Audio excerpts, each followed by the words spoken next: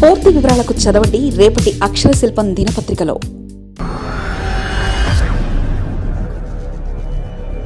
నాకు ఎంత విసుకొస్తుంది, మీరు ఎందుకు ఇంత దిగజారుస్తారు? నిజంగా వాళ్ళు ఒకసారి ఈ రోజున సభాముఖంగా వాళ్ళందరికీ చెప్తున్నాయి, మాట్లాడండి. మీకు కూడా చెప్పాలి, ఒకసారి మీరు అనిపిస్తారు ఎందుకు మాట్లాడమంటే ఈ సందర్భాన్ని పురస్కరించుకొని నన్ను విమర్శించే కాపు నాయకులందరికీ కూడా నేను సమాధానం చెప్తాను. 12 సంవత్సరాల తర్వాత నా మౌనాన్ని వీడి చెప్తున్నాను. నేను ఎప్పుడూ వచ్చింది ఒక కులం కోసం రాలా. కాపు నాయకులందరికీ ఇబ్బంది ఉన్నాను చెప్తున్నాను. నేను ఒక కులం కోసం రాలా. నా దేశం కోసం వచ్చాను, నా నేల కోసం వచ్చాను, నా రాష్ట్రం కోసం వచ్చాను.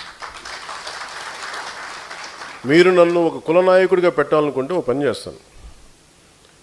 నన్ను విమర్శించే కుల నాయకులందరికీ కూడా, కాపు కుల నాయకులందరికీ మీ గురించి ఒక చక్కటి వివరణ ఇస్తాను. మీరే ముఖ్యమంత్రి అభ్యర్థిగా మీ అందరూ ఏకాభిప్రాయం సాధించండి. నన్ను విమర్శించే వాళ్ళందరూ ఒక ఏకాభిప్రాయాన్ని సాధించాలి.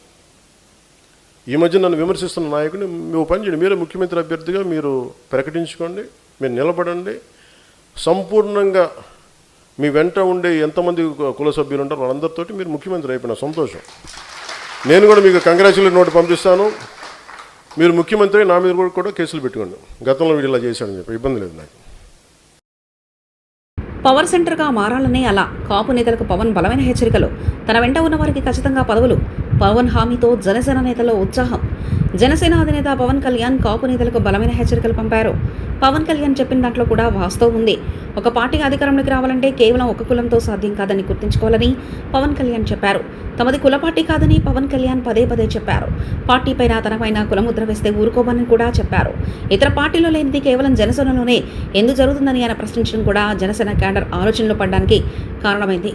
గత కొన్ని రోజుల నుంచి కాపు నేతలు కొందరు తనపై చేస్తున్న దుష్ప్రచారాన్ని ఆయన ఖండిస్తూనే అటువంటి వారిని ఉపేక్షించబోమని తేల్చి చెప్పారు.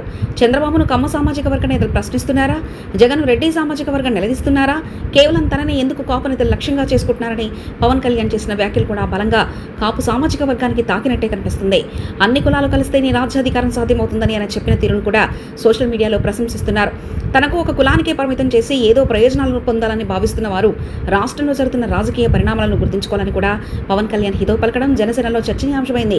మరోవైపు ఎక్కువ స్థానాలు ఆశించి పోటీ చేసి ఓటమి పాలయ్య కంటే గెలిచిన స్థానాలను ఎంచుకుని అందులో నిలబడి గెలిచి పవర్ సెంటర్గా మారాలన్నది పవన్ ఆలోచనగా ఉంది.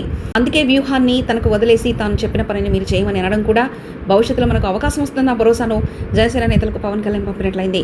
తనతో అంటిపెట్టుకున్న వారందరికీ పదవులు లభిస్తాయని ఆయన పరోక్షంగా చెప్పడం కూడా క్యాడర్ లీడర్లలో ఆత్మవిశ్వాసాన్ని నింపడానికి అంటున్నారు. ఓటమి తర్వాత విడిచిపెట్టి వెళ్లేవారు తన వారు కాదని, తన వెంట ఉన్న వారికి ఖచ్చితంగా పదవులు లభిస్తాయని పవన్ ఇచ్చిన హామీతో జనసేన నేతల్లో ఉత్సాహం మరింత ఎక్కువైంది. మరిన్ని కథనాల కోసం సబ్స్క్రైబ్ చేసుకోండి మీ అక్షర శిల్పం. పూర్తి వివరాలకు చదవండి రేపటి అక్షర శిల్పం దినపత్రికలో.